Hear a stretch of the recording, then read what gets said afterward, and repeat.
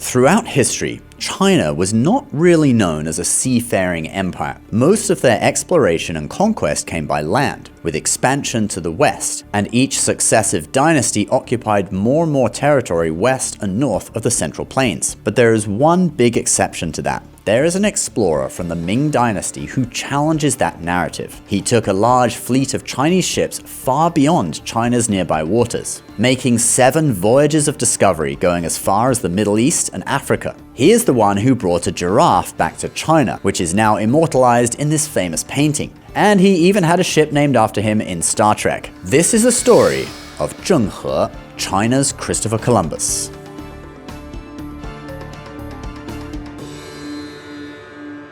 So Zheng He was born in the year 1371 AD, and his name is pronounced Zheng He, so 4th tone and then 2nd tone in Mandarin. So they actually pronounce it wrong in Star Trek. General, their flagship is hailing us.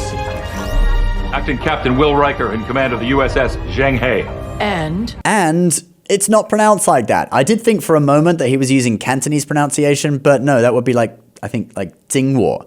So he's just saying it wrong. So anyway, Zheng He was born in what is modern-day Kunming in Yunnan province in the southwest. But at that time, this place wasn't part of the Ming dynasty, but instead part of a principality that was loyal to the recently collapsed Yuan dynasty. And that dynasty still kind of existed as the Northern Yuan, but it no longer ruled over all of China. His family were Hui Muslims, or Huizu. This is a Muslim group that is heavily assimilated to Chinese culture and speaks Chinese, and ethnically they actually look very similar to Han Chinese, the majority ethnic group in China. They're spread across the country with a few high-density areas, and if you look at a map of where they are today, there is a concentration of them in Yunnan province. In the year 1381, the Ming army invaded and conquered Yunnan. Hui Muslim troops fought on both sides of this conflict, so it wasn't like the Chinese versus the Muslims, it was more like Ming loyalists versus Yuan loyalists. Zheng He's father was killed resisting the Ming's successful attack, and Zheng He, who was at the time called Ma He, was captured.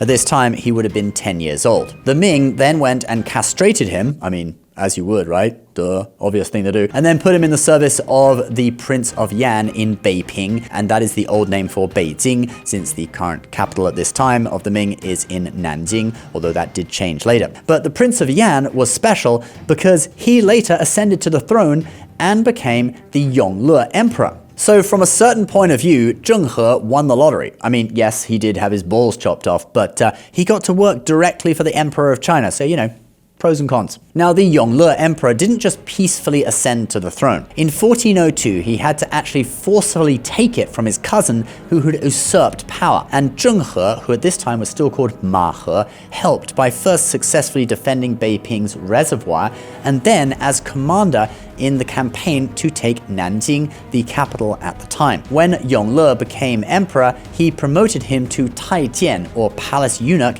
and Nei Gong Jian, or the director of the palace servants, and he gave him the surname Zheng, which means upright or righteous, to recognize his exemplary service. 郑存霸一战，你忍辱负重，立下了盖世奇功。这样吧，本王赐你姓郑，郑者正也，堂堂正正。马和，你愿意更名为郑和吗？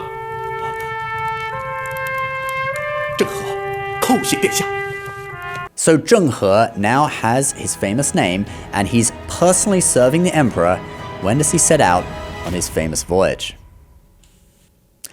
So in the year 1403, the Yongle Emperor ordered the construction of what we often translate as the treasure fleet, alright? But in Chinese, it was called 下番官军, or Foreign Expeditionary Armada. And the leader of this armada would be none other than Zheng He. 郑和 I mean, Zheng He. 命你即日亲临工地，督造航海大船之具体事宜。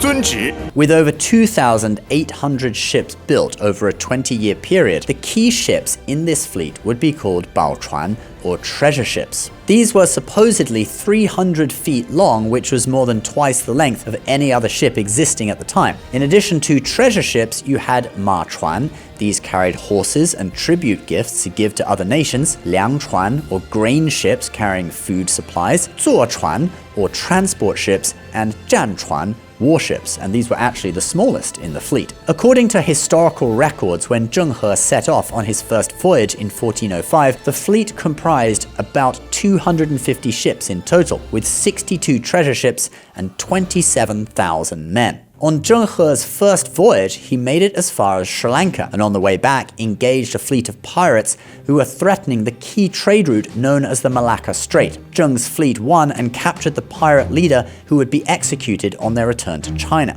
These voyages were not really about conquest though, it was more of a projection of soft and hard power at the same time, displaying China's might that the Ming did have what it takes to protect vital trade routes, but at the same time exchanging gifts with countries along the way. Battles certainly were fought and rebellious pirates and rogue powers brought into submission, but once that happened, they would then present gifts for Zheng He to bring back to the imperial court. So basically a maritime version of China's tribute state system, which had existed with other kingdoms linked by land for centuries. The maps Zheng He would have worked from at the time would be something like this, which is obviously wildly inaccurate, but you can make out the rough shape of China and India. Korea is enormous though. I'm sure Kim Jong-un would be pleased about that. On the early voyages, they mostly traveled to the kingdoms in modern-day India and Indonesia, but later on they were making it all the way to the Middle East, including to the Strait of Hormuz, which if you're watching this in 2026, I'm sure you've been hearing a lot about. 欢迎，布鲁摩斯是一个热情的城市。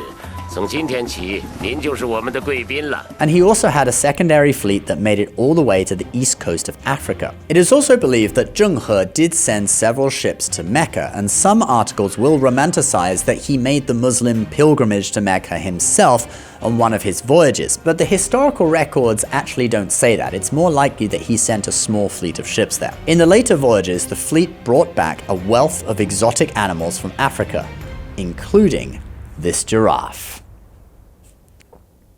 Now, the giraffe has become famous because of the classic painting. It was a gift from the Sultan of Bengal, although obviously originally from Africa. And you can see written on the painting next to where it says the reign year of the Yongle Emperor, it says qilin. Now, a qilin is a Chinese mythical animal that's believed to appear only when the empire has a benevolent ruler. So you can see why the Yongle Emperor would want to make himself and his people believe that the giraffe was indeed a qilin, but in reality, descriptions of what a qilin should look like and what supposedly looked like in history are quite different. They certainly don't have ridiculously long necks. But anyway, after the 6th voyage, the Yongle Emperor put a temporary stop on the expeditions to divert funds to aid their war with the Mongols in the north. Remember that Yuan dynasty remnant was still there as the Northern Yuan. The Yongle Emperor died in the year 1424, and he was succeeded by the Hongxi Emperor, who was against the idea of more voyages and kept the fleet in Nanjing to protect the city, still with Zheng He as his commander. But the Hongxi Emperor only reigned for about a year. He died suddenly, perhaps of a heart attack, in the year 1425 and was succeeded by the Xuande Emperor. And this guy, he was up for it. In the year 1430, Xuande issued the imperial order for Zheng He's 7th voyage. And this voyage again went as far as Hormuz, but it would be his final voyage because Zheng He died in the mid-1430s and the voyages ended with him. Remember, he was a eunuch, and typically eunuchs only lived until their 60s. Zheng He's treasure voyages had propelled Ming China to the status of supreme naval power in the Indian Ocean. Some people say he discovered America, but I say it's seriously unlikely he made it that far. Most people say that he made it as far as modern-day Tanzania, and some people think that he made it to the southernmost tip of Africa. But no matter what, his epic adventures made him famous far beyond his time, even into the 24th century. The USS Zheng He. Alright guys, that is the video for today. Please leave your comments below. If you like myths and legends from Chinese history, do check out Shenyun Performing Arts, the world's #1 Chinese classical dance company. They're in the middle of their 2026 world tour, and for my friends on the US East Coast, they're currently performing at New York City's Lincoln Center. But if you are elsewhere in the US or elsewhere in the world, they have 8 companies in total that are touring the world at the same time, so they may also be coming to a city near you. click the link below to watch the trailer, and if you do go on to buy a ticket, use our code LCN2026 for a waived booking fee on all US and Canada show dates. And my co-host on this channel, Jared, who you may know works for Shenyun, is actually the MC for the Lincoln Center shows. So if you want to see Jared on stage, now's your chance. Also, if you want to see a video where I tour Shenyun's headquarters and learn all sorts of classical Chinese dance moves, including I try my hand at backflips, do check that out. It's on screen now. Please subscribe to the channel if you're new, and we'll see you in the next one. Bye-bye.